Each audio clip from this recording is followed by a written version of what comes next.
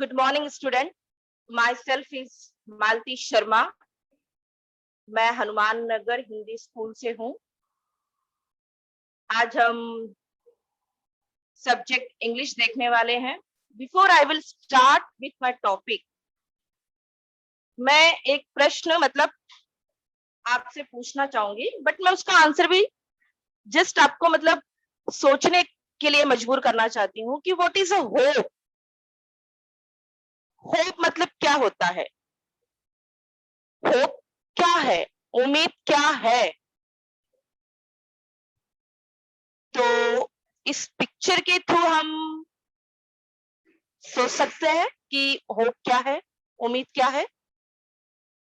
हाँ, कि किस तरह एक फार्मर अपनी लैंड को कल्टीवेट करता है. हाँ, बीज को बोता है, सीड्स को सॉ करता है. हाँ, किस तरह वो अपनी फसलों को सींचता है पानी के द्वारा. हाँ, we can see in this picture that how the farmer cultivate the land, work hard on his land, sow the seed and water the crops in hope of get good crops. हाँ, कि उसे in future भविष्य में एक अच्छी फसल मिले, उसे हम उम्मीद कह सकते हैं. एक वो उम्मीद में ही कर रहा है ना किसान. इस पिक्चर के थ्रू आप लोगों को समझ रहा है कि उम्मीद क्या है, कि किस तरह एक किसान अपनी खेती करता है. हाँ, अपनी फसलों पे कितना मेहनत करता है, बीज बोता है, सींचता है, वर्क हार्ड करता है, इसी उम्मीद में कि कल भविष्य में उसे अच्छा क्रॉप्स मिलेगा, फसल मिलेगा. ओके. और मैं आपको एग्जाम्पल प्रोवाइड करना चाहूंगी कि किस तरह कोई भी स्पोर्ट्स पर्सन, जो भी हमारे खेल कूद के खिलाड़ी रहते हैं, वो कितना वर्क हार्ड करते हैं. हाँ, just in hope of to get succeed, ताकि वो अपने गेम में जीत सके. हाँ, any sport person who is doing work harder and harder just in hope of getting succeed, that is called hope.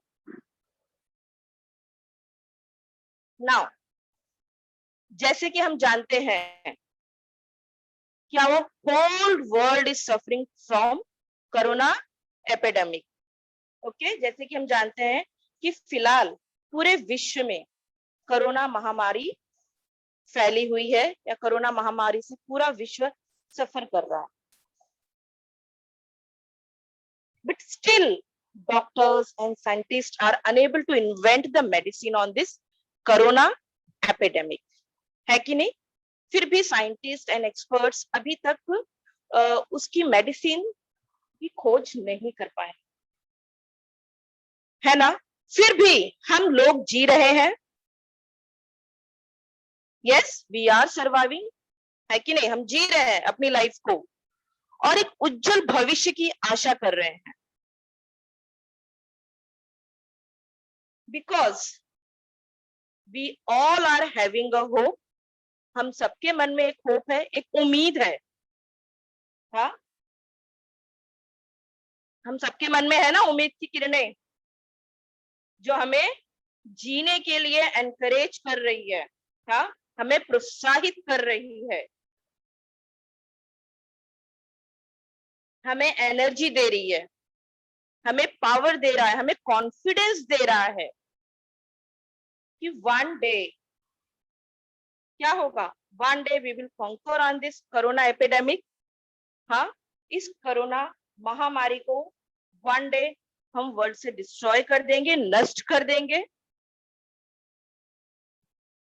That is called hope, है कि नहीं. मतलब इस कोरोना महामारी पर हम विजय लेंगे, विजय प्राप्त करेंगे. उसी तरह आज हम एक पोयम पढ़ने वाले हैं जिसका नाम है Hope is the Thing with Feathers, written by Emily Dickinson. Hope is a thing with feathers किसके द्वारा लिखी गई है? एमिली डिकिंसन के द्वारा.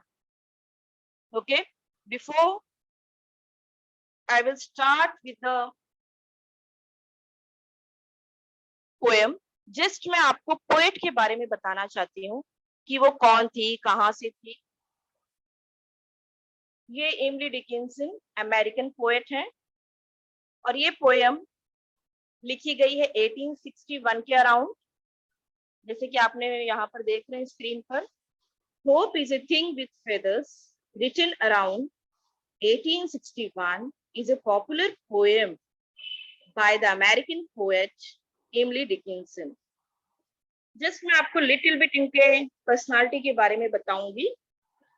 हाँ, कि ये बॉर्न हुई अराउंड 1830 के अराउंड और इनकी डेथ हुई 1886 के अराउंड. ओके, इन्होंने बहुत सारी पोएम लिखी, बहुत सारी, और इनकी जितनी भी पोएम रहती थी सारी शॉर्ट पोएम रहती थी, मतलब छोटी पोएम ही रहती थी, ज्यादा बड़ी पोएम नहीं रहती थी. जैसे ये hope is a thing with feather, हम एक एग्जांपल ले सकते हैं. इसमें जस्ट 3 पैराग्राफ्स है, हर पैराग्राफ में 4 लाइन्स हैं. इन्होंने बहुत फेमस पोएम भी लिखी है, बहुत मतलब बहुत सारी फेमस पोएम लिखी हैं, जिसमें से कुछ एग्जाम्पल हैं life, death, childhood, nature, God, मतलब कुछ ऐसे टॉपिक्स पर भी इन्होंने पोएम लिखा. ये हमेशा बचपन से ही एकांत में रहना पसंद करती थी, मतलब इन्हें अकेला रहना बहुत ही पसंद था. And because of that only she is not having the so much person in her contact, मतलब इसीलिए शायद वो बहुत कम लोगों से मिलती भी थी और बहुत कम लोगों से इनका संपर्क भी रहा. इनकी बहुत सारी पोएम इनके डेथ के बाद डिस्कवर हुई और वो पब्लिश्ड हुई, मतलब लोगों तक वो पोएम इनके डेथ के बाद पब्लिश्ड की गई. हाँ, लोगों को उसकी जानकारी मिली. ओके, ये था इनके बारे में थोड़ा जानकारी जो मैंने आपको दिया है. Okay, now let's see in poem that की क्या पोएट ने बताया है इस पोएम में. In the poem hope is metaphorically transferred into a strong wild bird. देखो यहाँ पर उम्मीद, आशा को किसकी मतलब किससे कंपेयर किया गया है? अ स्ट्रॉन्ग विल्ड बर्ड, मतलब एक ताकतवर इच्छा शक्ति वाली पक्षी के रूप में उसे कंपेयर किया गया है. मतलब उम्मीद क्या है? एक ताकत, इच्छा शक्ति जिसकी बहुत ही स्ट्रॉन्ग है, वैसे वाले बर्ड के साथ कंपेयर, मतलब वैसा बर्ड बोला गया है. ओके, इस पोएट में मतलब पोएम में पोएट ने क्या बताया है? होप क्या है? एक स्ट्रॉन्ग विल्ड बर्ड है. Got it? That lives within the human soul and sings its song no matter what. मतलब जो कहाँ रहता है? जो ह्यूमन सोल में रहता है, मतलब हमारी आत्मा में रहता है, मानव की आत्मा में रहता है, और जो हमेशा गाना गाते रहता है बिना कोई मैटर के, बिना किसी कारण के, हमेशा कुछ ना कुछ वो पक्षी गाना गाते रहता है. ये कौन बोल रहा है? पोएट. पोएट इस पोएम के द्वारा हमें बता रही है कि हमारी उम्मीद, हमारी आशा क्या है? एक स्ट्रॉन्ग विल्ड बर्ड जो कहाँ रहती है? ह्यूमन सोल में, ह्यूमन माइंड में, ह्यूमन हार्ट में, और जो हमेशा एक सुरीला धुन गुनगुनाती रहती है. पोएट क्या बताना चाहती हैं? The speaker makes it clear that hope has been helpful in time of difficulty and has never asked for anything in return. मतलब कि पोएट क्या बोलनी चाहती है हमसे कि जो होप है ये बहुत ही हेल्पफुल होता है, बहुत ही मददगार होता है इन टाइम ऑफ डिफिकल्टी। जब हमारे लाइफ में डिफिकल्टी मतलब मुसीबत आती है, उस टाइम पर ये जो होप बर्ड है, ये जो आशावादी पक्षी है, बहुत ही हेल्पफुल होता है, बहुत ही मदद करता है हमें। और उसके रिटर्न में ये आशावादी पक्षी हमसे कभी भी कुछ नहीं मांगता है। Got it everyone till here now? और पोएट क्या कहती हैं? Essentially, the poem seeks to remind readers of the power of hope and inspires of people. मतलब कि वो क्या बताना चाहती हैं कि होप, होप की शक्ति के बारे में हमें बताना चाहती हैं कि किस तरह हमें इसकी जरूरत है। मतलब हमें पोएट क्या बताना चाह रहे हैं कि जो हमारी उम्मीद है, जो हमारी आशा है, वो क्या है? एक स्ट्रॉन्ग विल बर्ड, ठीक है, जो हमें भी बहुत हेल्प करता है हमारी डिफिकल्ट टाइम में। ओके, जो हमेशा एक सुरीला गाना गाते रहता है हमारे सोल में, हमारे माइंड में, हमारे हार्ट में। बट इन रिटर्न वो हमसे कुछ भी मांगता नहीं है, हमसे कुछ भी नहीं मांगता। Got it?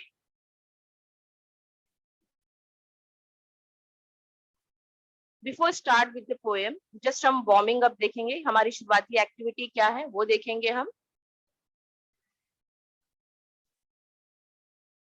Do you ever feel nervous? क्या कभी आपने नर्वस फील किया है? क्या कभी आपने उदास फील किया है? Yes, sometime I feel nervous. Do you ever feel really depressed? कभी आप टेंशन में आते हैं क्या? उदास, टेंशन, स्ट्रेस में रहते हैं क्या? Yes, sometime I feel depressed. What makes you nervous और डिप्रेस्ड? आपको क्या इतना नर्वस और डिप्रेस करता है? वरी अबाउट समथिंग, जब हम किसी के बारे में सोचते हैं, टेंशन लेते हैं, हाँ, किसी चीज के बारे में या किसी टॉपिक के बारे में। ओके,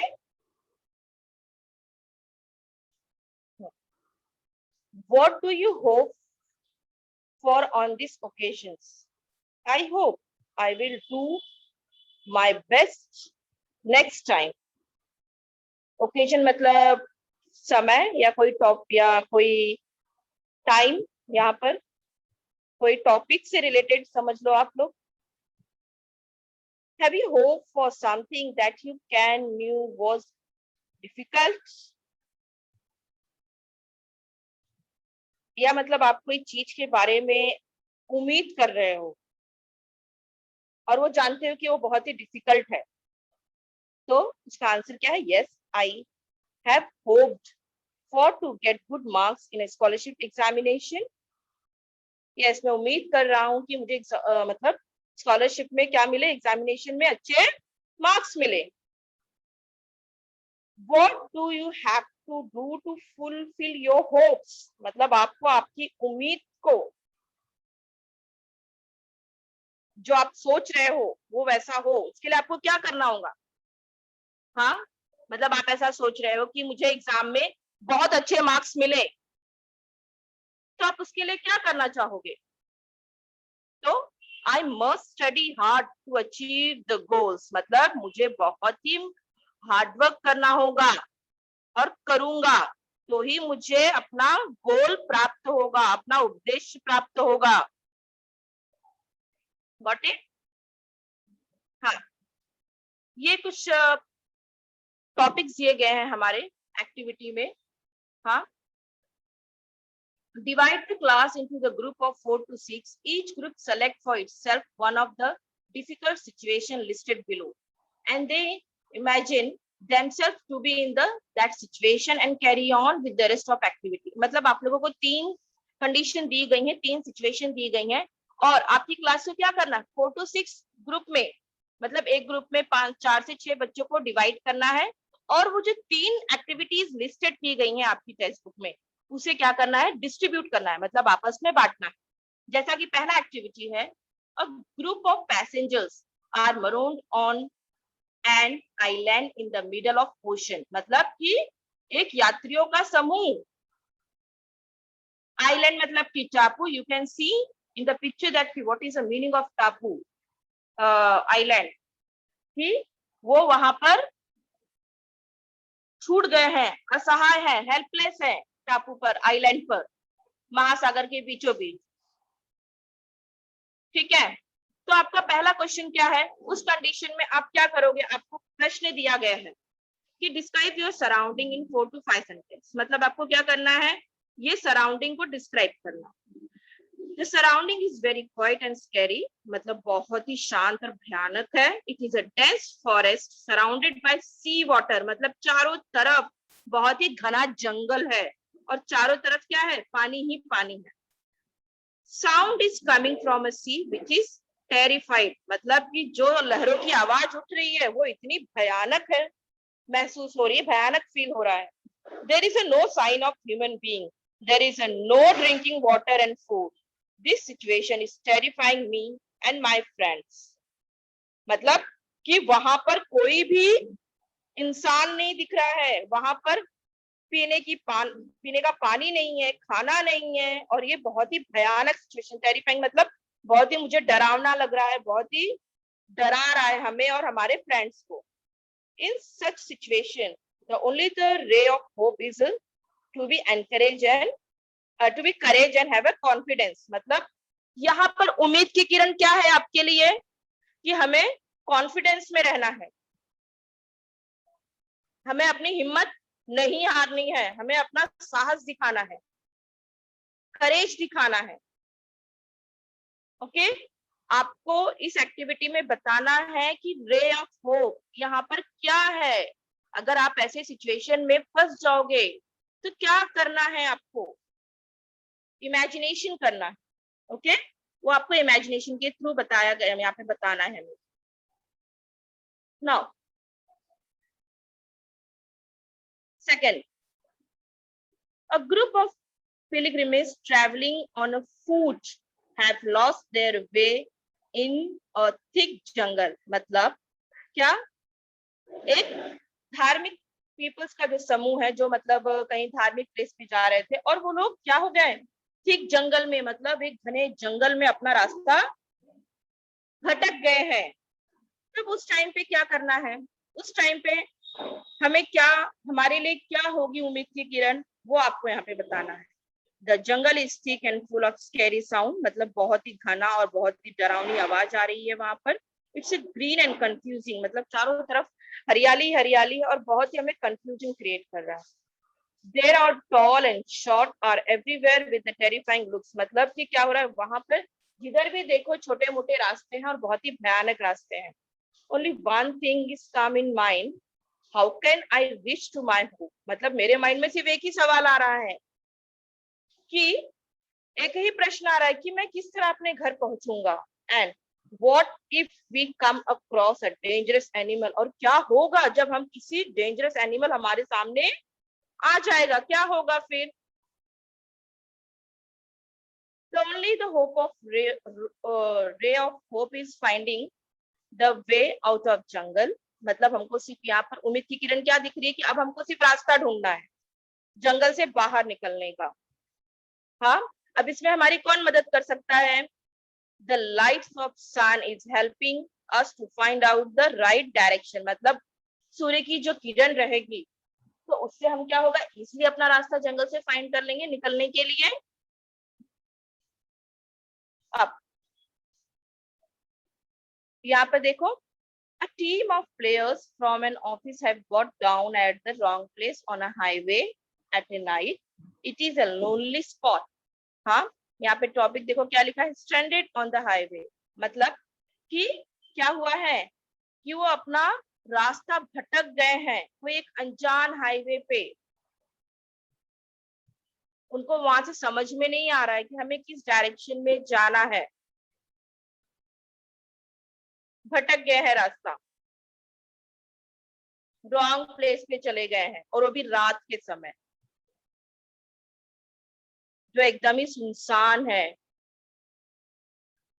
तो अब यहाँ पे देखो, अब वो रास्ते के बारे में हमको अपना सराउंडिंग डिस्क्राइब करना है, तो पहले हम सराउंडिंग डिस्क्राइब कर रहे हैं, ओके अपने। तो the road looks empty and quiet, मतलब पूरा खाली है, बहुत ही शांत है। It is full of dark due to the absence of road lights, मतलब वहां पर रोड लाइट नहीं जल रही है, इसलिए वहां पर अंधेरा है। And there are no bus truck and car, वहां पर कोई भी बस ट्रक कार कुछ भी नहीं चल रही है। हाँ, it is all lonely, we are too away from my village, how lonely this place is, what do we do now, मतलब कि हम बहुत ही दूर हैं अपने विलेज से और बहुत ही अकेले। अब हम इस प्लेस पे क्या करेंगे अकेले, मतलब टीम्स के लोग बोल रहे हैं कि क्या करेंगे, हम यहाँ पर कुछ जानते नहीं है, ये प्लेस के बारे में हमें नॉलेज नहीं है। हाँ, ये जगह हमारे लिए एकदम बिल्कुल नई है। तो यहाँ पर रे ऑफ होप क्या है, इज आवर कॉन्फिडेंस, हमारा आत्मविश्वास। The thing is that we are all together and we are on the highway, मतलब हमारे यहाँ सबसे बड़ी शक्ति क्या है कि यहाँ पर हम यूनिटी में है, मतलब हम सब साथ में हैं। ठीक है, अब इसी एक्टिविटी पे आधारित आपको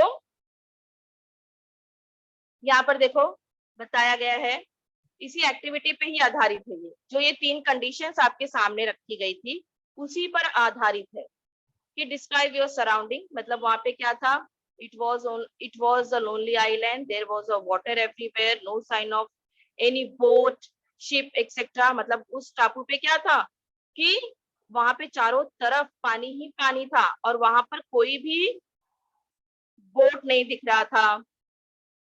सेकेंड सिचुएशन क्या थी, हाँ, कि वहां पे जंगल में रास्ता भटक गए थे वो लोग। तो it was a dense forest, वो बहुत ही घना जंगल था, वहां पर सिर्फ ट्री और वेरियस एनिमल्स थे और उनकी आवाजें आ रही थी। और लास्ट सिचुएशन कि जो रास्ते पर वो रास्ता भटक गए थे हाईवे पे, okay, just very wide street, not a single vehicle on a road, मतलब वहां पर कोई भी एक भी व्हीकल नहीं चल रहा था। अब आपके साथ जो लोग हैं उनका रिएक्शन क्या रहेगा, उसे आपको एक्सप्लेनेशन सेंटेंस में बताना है। Right the reaction of your companies using the exclamation, okay, मतलब जैसे बोलते हैं ओ बाप रे, ऐसा हुआ, हम ऐसा बोलते हैं ना कभी कभी situation, oh my god, oh god, ऐसा बोलते हैं ना। तो वैसे इन तीनों सिचुएशन को हमें एक्सक्लेमेशन सेंटेंस में बताना है, अपने इमोशंस को एक्सप्रेस करना है। तो व्हाट अ हॉरिफाइंग एक्सपीरियंस, मतलब कितना भयानक एक्सपीरियंस है ये। Oh, look, oh God, our ship has left the shore without us on this desolated island, मतलब हमारा शिप हमें यहाँ पर छोड़कर चला गया है इस वीराने आइलैंड पर, इस उजड़े आइलैंड पर, इस सुनसान आइलैंड पर। डिसोलेटेड मतलब वीराना, सुनसान। What shall I do now? अब मुझे क्या करना चाहिए? How can I escape from this dangerous situation, मैं किस तरह इस सिचुएशन से भाग जाऊं, मतलब कि किस तरह मैं इस सिचुएशन से जल्दी बाहर आऊं। Nothing on earth could save us, मतलब इस धरती पर अभी ऐसा कोई भी नहीं जो हमको बचा सके। आप यहाँ पे देख रहे हो कैसे इस सारे सेंटेंस के आखिरी में एक्सक्लेमेशन मार्क यूज किया गया है, स्ट्रेट लाइन एंड नीचे डॉट है, देखिए that is called exclamation mark. Okay, अब आगे का, using your imagination right what is only the hope, only the ray of hope for you। अब आपके आपको अपनी इमेजिनेशन, अपनी कल्पना शक्ति को यूज करके आपको लिखना है कि what is only the ray of hope for you। आप क्या उम्मीद कर रहे हो, ये सारी इमेजिनेशंस को माइंड में रखते हुए। Keep faith in unity, let's look for a help, think about how to get help, and just then we saw the ship. मतलब हम क्या कर रहे हैं कि यूनिटी में विश्वास कर रहे हैं, और एक उम्मीद हमारी यहाँ पर क्या है कि हम मदद की राह देख रहे हैं, मदद के लिए देख रहे हैं किसी ना किसी को। और जैसे ही हम देखते हैं तो उसी में उस टाइम पे हमें अचानक में क्या दिखता है, एक शिप दिखता है। सेकेंड सिचुएशन पे बताया गया है, may someone meet us so that we could come out of the forest at the same time we meet adivasi. मतलब हम उस जंगल में क्या सोचते हैं कि शायद कोई मिल जाए हमें यहाँ पर, जो हमें यहाँ पर इस फॉरेस्ट से निकलने के लिए मदद कर सके। और जिस टाइम पे हम सोचते रहते हैं उसी टाइम पे क्या होता है, हमें जो जंगल के निवासी आदिवासी लोग रहते हैं वो मिलते हैं। तो वो हमारे लिए कितना बड़ा हेल्पफुल रहता है, कितनी बड़ी हमारे लिए उम्मीद रहती है कि हाँ चलो ये हमें बाहर निकालेंगे। एट लास्ट थर्ड सिचुएशन पे, we were thinking what to do next, we saw the police van. मतलब हम सोचते रहते हैं कि अब हम क्या करेंगे आगे, और अचानक में हम क्या देखते हैं कि एक पुलिस वैन स्ट्रीट पर से आ रहा है, रास्ते पर से आ रहा है, उसी वे में, उसी डायरेक्शन में जहाँ पे हम खड़े हैं, उसी हाईवे पे। तो कितना हम रिलैक्स फील करते हैं, है ना, कितना रिलैक्स फील करते हैं। Okay,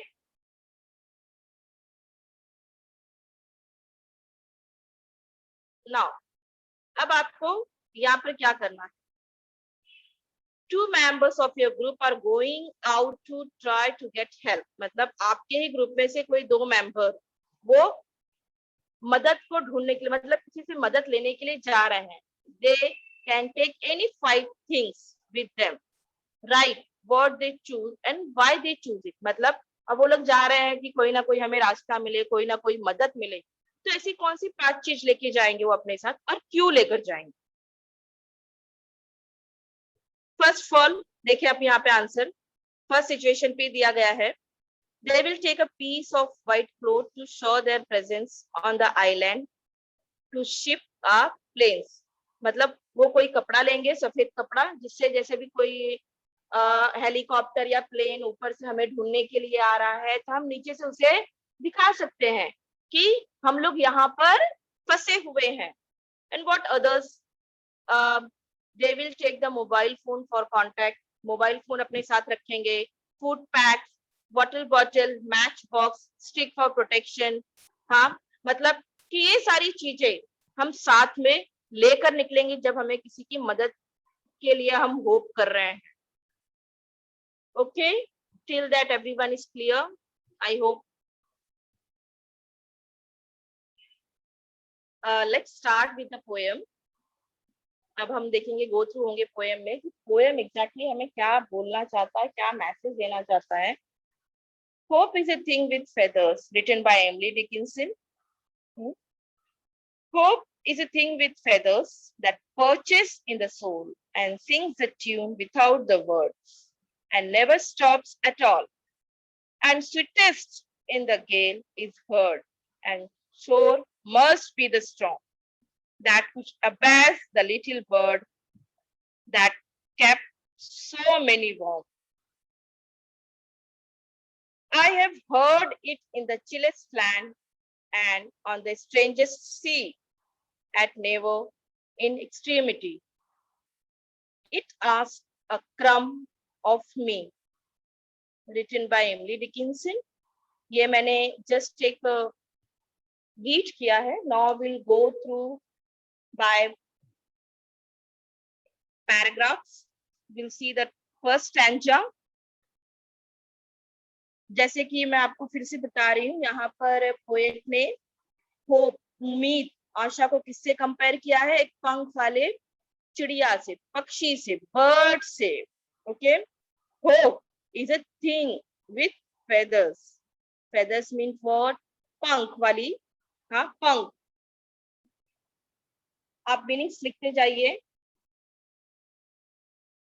that perches in the soul, perches मतलब टू स्टे, रहना, मतलब जो हमारी होप है, जो हमारी आशावादी पक्षी है, वो कहाँ रहती है? That perches in the soul, मतलब वो हमारे सोल में रहती है, हमारे माइंड में रहती है, हमारे हार्ट में रहती है। And sings the tune without the words. और वो क्या, होप बर्ड क्या करती है? सिंग्स द ट्यून, मतलब एक सुरीला धुन गाती रहती है। विथआउट द वर्ड्स, मतलब बिना किसी शब्दों के, बिना रुके, बिना थके, वो अपने सुरीली धुन में गाती रहती है, hope bird. And never stop at all, और वो कंटिन्यू उसकी धुन चलती रहती है। यहाँ पर देखो, again I am telling you, poet ने होप को किससे कंपेयर किया है? पक्षी से। ओके, कि वो एक स्ट्रॉन्ग विल पक्षी है। कहाँ रहती है? ह्यूमन बॉडी में, ह्यूमन सोल में, ह्यूमन हार्ट में। और ये उम्मीद का जो पक्षी है, बिना रुके, बिना थके, अपनी सुरीली धुन में गाता रहता है, लगातार गाता रहता है, कंटिन्यूस चलता रहता है, कभी रुकता नहीं है। धुन को समझ, आप यहाँ पर समझ सकते हैं कि धुन मतलब जो हमें एनकरेज करता है। हाँ, हमारे लाइफ में कोई भी सर्कमस्टेंसेस आए, कोई भी सिचुएशन आए, उस टाइम पर ये हमारी होप बर्ड हमें क्या करती है? एनकरेज करती है, हमें प्रोत्साहित करती है। Now second para, second stanza. And sweetest in the gale is heard, and sore must be the storm that could abase the little bird that kept so many warm. मतलब sweetest in the gale is heard, मतलब gale मतलब यहाँ पे क्या है? तूफान, बहुत बड़ा तूफान। And sweetest in the gale is heard, मतलब तूफान में जो हमारी होप बर्ड है, उसका गाना और भी सुरीला हो जाता है और मधुर हो जाता है, सुनाई देता है। हाँ, और मधुर हमें सुनाई देता है, इज हर्ड हमें सुनाई देता है। एंड सोर मस्ट बी द स्ट्रॉन्ग। हाँ, हमारे लाइफ में सोर मतलब क्या? पेनफुल, दर्दनाक। तो हमारे लाइफ में कितना भी बड़ा तूफान क्यों ना हो, कितना भी बड़ा कोई दर्दनाक हो या कोई दुख हो, मतलब कि हम जो हमारी लाइफ में कितना भी बड़ा तूफान क्यों ना आए, कितना बड़ा दुख क्यों ना आए, उस टाइम पर ये जो हमारी होप बर्ड है, उसका गाना हमें बहुत ही मधुर लगता है और सुनाई देता है। That could abase the little bird, मतलब कितना भी बड़ा तूफान क्यों ना आए, कितना बड़ा दुख क्यों ना आए, इस होप बर्ड को कोई रोक नहीं सकता है। कोई मुसीबत, कोई तूफान इसे शांत नहीं कर सकता है, कोई इसे निराश नहीं कर सकता है। That kept so many warm, मतलब किसी भी मुसीबत के टाइम में, कोई भी हमारे लाइफ में मुसीबत क्यों ना हो, कोई भी हमें प्रॉब्लम क्यों ना हो, हमारी होप बर्ड हमें क्या करती है? मोटिवेट करती है, एनकरेज करती है, हमारी होप को बरकरार रखती है। मतलब ये स्टैंजा हमें क्या बोलना चाहता है कि हमारी जो होप बर्ड है, वो बहुत ही मधुर गाती है। कब? जब हमारी लाइफ में कोई बहुत बड़ी प्रॉब्लम आती है, बहुत बड़ा तूफान आता है, कोई दुख आता है बहुत बड़ा, जब जिस तरह हम सोचते हैं कि हाँ, कल ऐसा हमारा दिन होना चाहिए, बट वैसा नहीं होता। The things goes wrong direction, जो हमें बहुत ही टेंशन देता है, जिसके कारण हम बहुत ही स्ट्रेस रहते हैं। तो उस टाइम पे ये जो हमारी बर्ड, होप बर्ड है, वो हमें क्या करती है? पॉजिटिव मैसेज देती है, हमें उस चीज से लड़ने की शक्ति देती है, हमें एनकरेज करती है, हमें मोटिवेट करती है, हमें वो रुकने नहीं देती, हमें वो हारने नहीं देती। हमारी जो होप बर्ड है, जो हमारी उम्मीद की पक्षी है, जो हमारी आशावादी पक्षी है, वो हमें हारने नहीं देता है। देखो अभी यहाँ पर आपको टफ वर्ड्स मैंने प्रोवाइड किया है, यू कैन सी। मतलब गेल मतलब एकदम भयानक तूफान। मैंने आपको बोला कि उसका जो गाना है बहुत ही सुरीला हो जाता है तूफान में। हाँ, कितना बड़ा ही क्यों ना हमारे लाइफ में दुख आए, दर्द आए, हाँ कितनी बड़ी मुसीबत क्यों ना आए, फिर भी ये जो हमारी होप बर्ड है उसे कोई नहीं रोकता है, कोई रोक ही नहीं पाता है, कोई उसे निराश नहीं कर पाता है। और बिकॉज ऑफ दैट ओनली वो हमें, हम उसके कारण उस प्रॉब्लम से जो हमारी लाइफ में आता है हम उससे फाइट कर पाते हैं। वो हमें क्या देती है? पॉजिटिविटी, मोटिवेशन करती है, हमें एनकरेज करती है कि आपकी लाइफ में जो भी प्रॉब्लम आई है उसे आपको डटकर सामना करना है। समझा? Now, third paragraph, I have heard in it in the chillest land and on a strangest sea, at never its extremity it asks a crumb of me. Written by Emily Dickinson. मतलब कि यहाँ पर poet क्या बोलना चाहते हैं? I have heard it in the chillest land. मतलब कि बर्फीली जगह मतलब कि जहां पे चारों तरफ सिर्फ बर्फ ही बर्फ हो। बट यहाँ पर चिलेस्ट लैंड मतलब कि बहुत ही डिफिकल्ट सिचुएशन, जिसमें से निकल आना बहुत ही टफ, बहुत ही मुश्किल है। अब बर्फीले लैंड पे जाओगे तो आप देखोगे आपकी आपकी नजर जहां तक जाएगी वहां पर सिर्फ और सिर्फ बर्फ ही बर्फ रहेगा। आप सोचोगे कि मैं इस बर्फ वाले लैंड से निकल आऊं, तो ना, इट्स इम्पॉसिबल। तो उसी तरह यहाँ पे चिलेस्ट लैंड और स्ट्रेंजेस्ट सी को क्या कंपेयर किया, किससे कंपेयर किया गया है? मुश्किल से, जिससे हम निकल पाना बहुत ही प्रॉब्लमेटिक होगा, बहुत ही डेंजरस होगा, जिससे निकल पाना। एट नेवर इन एक्सट्रीमिटी मतलब कि कितनी ही एक्सट्रीमिटी, मतलब कि बहुत ही बुरी परिस्थिति, बहुत ही बुरी परिस्थिति, बहुत ही बोल सकते हैं कि बहुत बड़ा प्रॉब्लम क्यों ना हो, कितनी भी खराब सिचुएशन क्यों ना हो, हाँ, इट आस्क अ क्रम ऑफ मी मतलब कितनी भी खराब कंडीशन क्यों ना हो, कितनी बड़ी मुसीबत क्यों ना हो हमारी लाइफ में, ये आशावादी पक्षी, ये होप बर्ड हमारी आशा को हमेशा बरकरार रखता है, हमें हिम्मत देता है, हमें एनकरेज करता है। ठीक है, कितनी भी बुरी कंडीशन क्यों ना हो, ये पक्षी हमारा साथ देता है उस सिचुएशन से बाहर आने का। बट इन रिटर्न में, इसके बदले वो हमसे मतलब क्रम मतलब समझ लो फूड का मतलब खाने का टुकड़ा तक नहीं मांगता।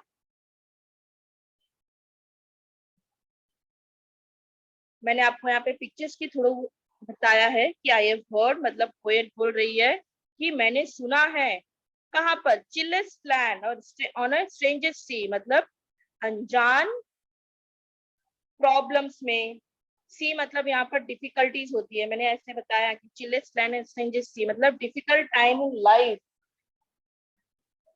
कि कितनी भी प्रॉब्लम हमारे लाइफ में क्यों ना हो, कितनी अनजान प्रॉब्लम्स क्यों ना आए, उस टाइम पर हमें ये जो हमारी आशावादी बर्ड है, होप बर्ड है, वो क्या करती है? हमारे अंदर होप को बरकरार रखती है और हमारी हिम्मत को बढ़ाती है। कितना भी बुरा कंडीशन क्यों ना हो, ये बर्ड हमें मतलब अपना साथ हमें देती है और हमें एनकरेज करती है, और इन रिटर्न हमसे कुछ भी नहीं मांगती, और उस प्रॉब्लम से बाहर आने में हमारी कितनी मदद करती है। ठीक है, अब हम मार्जिन क्वेश्चन देखेंगे।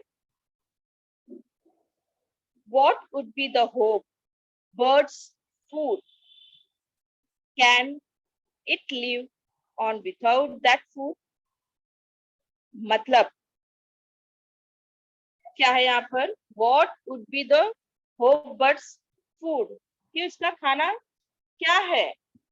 Can it live on without that food? मतलब उसके बिना भी रह सकती है, the food of the hope bird is a crumb, टुकड़ा, मतलब पोएट में पूछा गया ना आपको, the poet see it can live without the food, वो बिना किसी फूड के टुकड़े के बिना भी रह सकता है।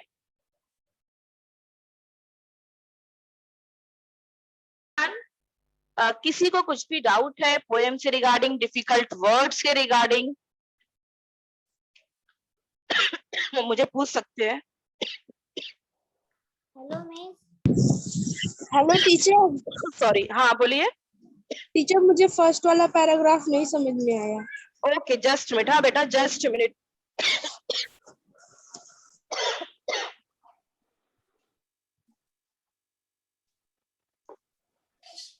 सॉरी हाँ बेटा, डिस्टर्बेंस के लिए।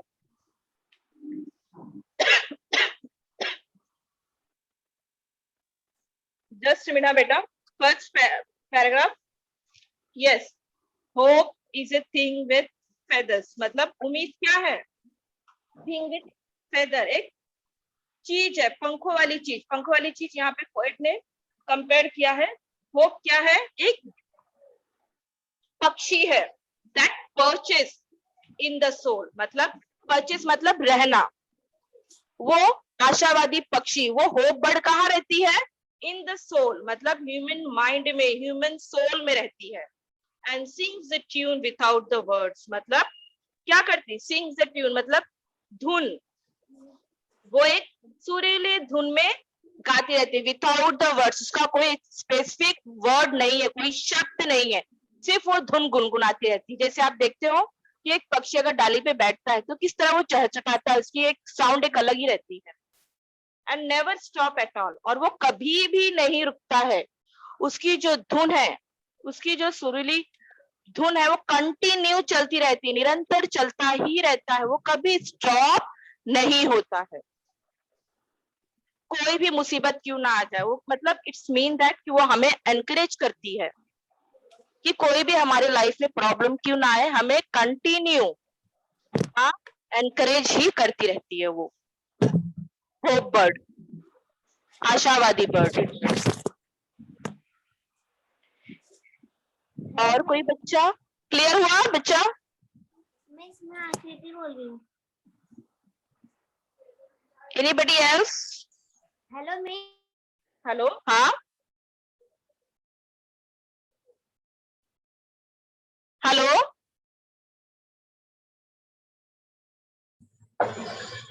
anybody else want to ask me anything? Hello miss.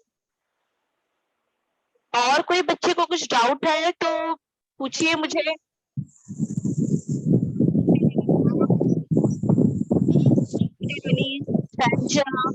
तो आपको नहीं समझा होगा। Hello teacher. Hello teacher. हाँ बोलो बच्चा, बोलो। थर्ड वाला पैराग्राफ बताइए ना। Okay okay okay.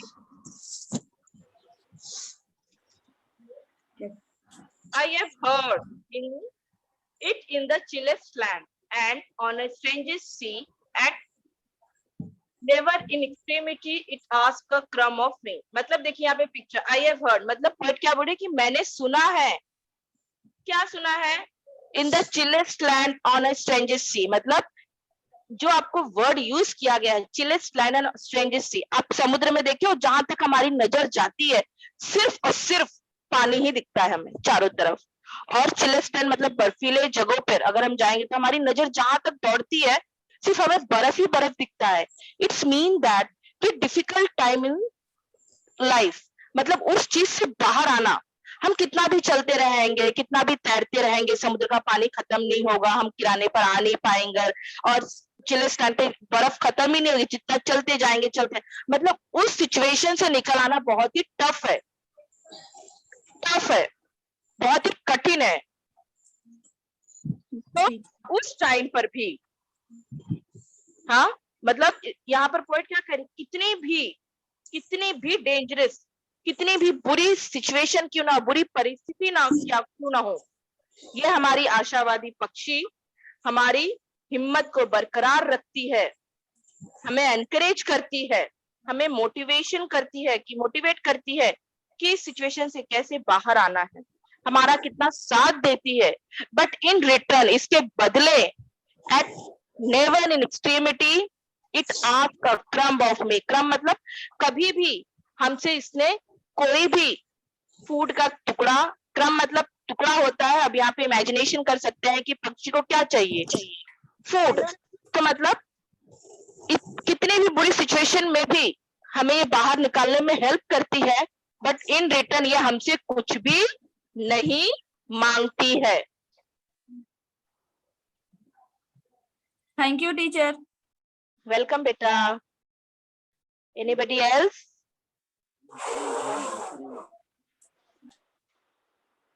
Anybody else? और कोई है जो कुछ पूछना चाहेगा हमसे? वो मैं ना नेटवर्क प्रॉब्लम के कारण ना जुड़ नहीं, थोड़ा सा जुड़ी, उसके बाद मैं कट हो गई थी। तो टीचर आपने इसका कोई क्वेश्चन आंसर बताया क्या? हाँ बेटा, मैंने स्टार्टिंग का वार्म अप एक्टिविटी बताई है। आप स्क्रीनशॉट लेना चाहोगे इसका? Yes teacher. ओके।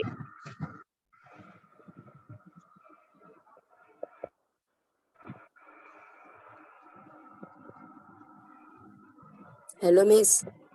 हाँ बेटा,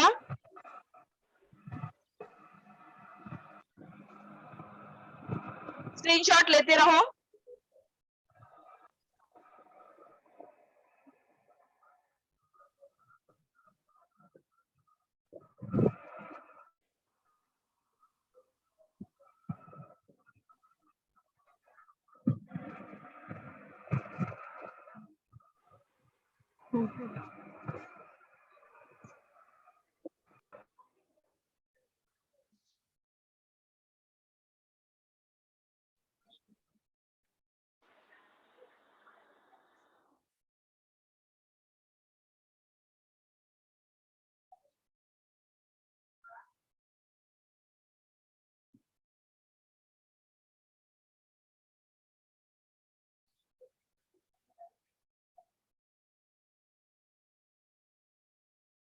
तो आज हमने बहुत ही अच्छी पोएम देखी, हाँ, जिससे हमें यह मैसेज मिलता है कि हमारी लाइफ में कोई भी प्रॉब्लम क्यों ना आए, जो हमारे अंदर की उम्मीद है, जो हमारी आशावादी पक्षी है, जो हमारी होप बर्ड है, हमेशा वो एनकरेज करती रहती है, मोटिवेशन देती रहती है उस प्रॉब्लम से बाहर आने के लिए।